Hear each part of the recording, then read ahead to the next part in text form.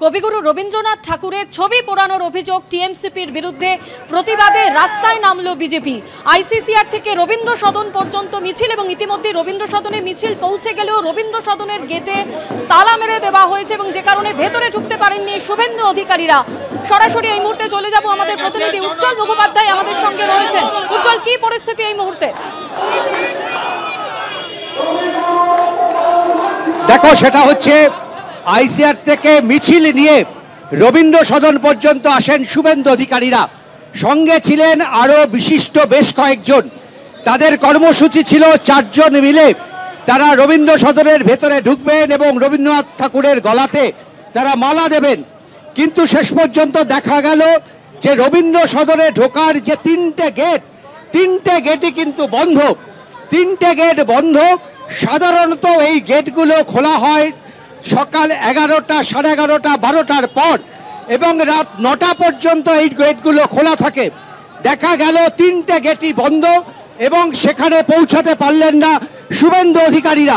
তাদেরকে দাঁড়িয়ে থাকতে হলো বাইরে এবং তারপরে এখানে যারা সিকিউরিটি থাকে তাদের কাছেও বারবার শুভেন্দু অধিকারী তিনি বারবার দাবি করলেন, তাদেরকে ডাকলেন যে অন্তত গেটটা খুলে দেওয়ার জন্য। কিন্তু কোনো সিকিউরিটির যে ঘর, সেই ঘরে কিন্তু কাউকে পাওয়া গেল না। ফলে 2 জন কর্মী তারা অন্য রাস্তায় গিয়ে মালা পরালেন।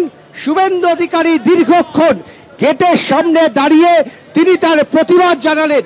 এবং এই মুহূর্তে তুমি দেখো, অজয় যে ছবি দেখাচ্ছে, যে রবীন্দ্র সদনের যে মূল গেটগুলো রয়েছে, 3 নম্বর গেট, সেই গেটের সামনে তারা রবীন্দ্রনাথ ঠাকুরের যে ছবি, সেই ছবি তারা গেটের সামনে তারা সাটিয়ে দিচ্ছেন।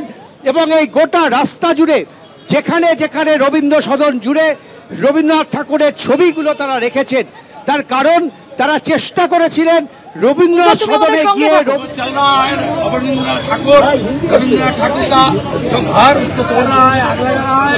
सत्यजीत राय का जो वेटरनल प्रॉपर्टी है इसको आग लगा रहा है। इस तरीके से जमाती का शुरू हो गया। अभी तक अरेस्ट नहीं हुआ, अभी तक ममता बनर्जी का स्टेटमेंट नहीं आया, टीएमसी ने अपने पॉलिटिकल स्टैंड क्लियर नहीं।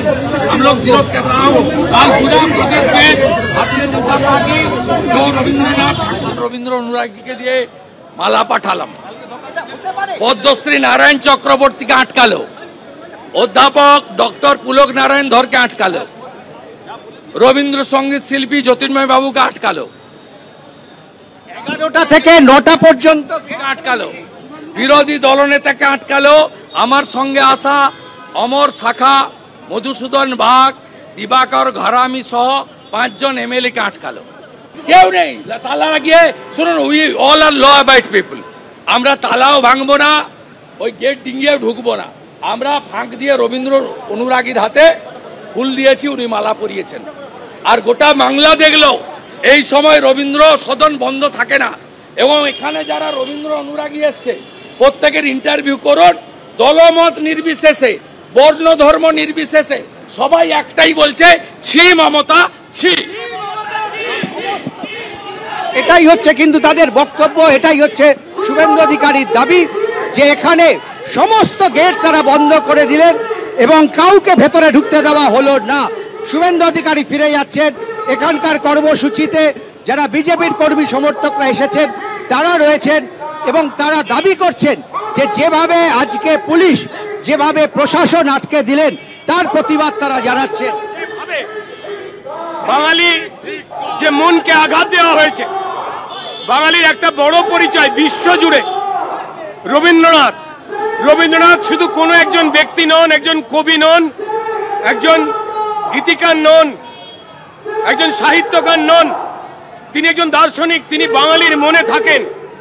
বাঙালি বেঁচেই আছে যার জন্য, সেই মাটিটার নাম রবীন্দ্র মাটি, রবীন্দ্র মনন। তার ছবিতে কালকে তৃণমূলের ছাত্র সংগঠন তাদের নেতারা আগুন ঝরিয়ে দিল।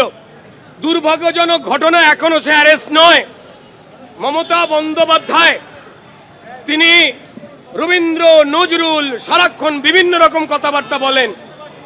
তার দলের যে লুম্পেনেরা তারা রবীন্দ্রনাথ সহ যে যে মনীষীর ছবি নিয়ে হাঁটে তাদের মধ্যে এও আমরা দেখতে ভুলিনি সেখানে মমতা বন্দ্যোপাধ্যায় এবং অভিষেক বন্দ্যোপাধ্যায় ছবি নিয়েও হাঁটেন, অর্থাৎ এনাদের ছোট করেন।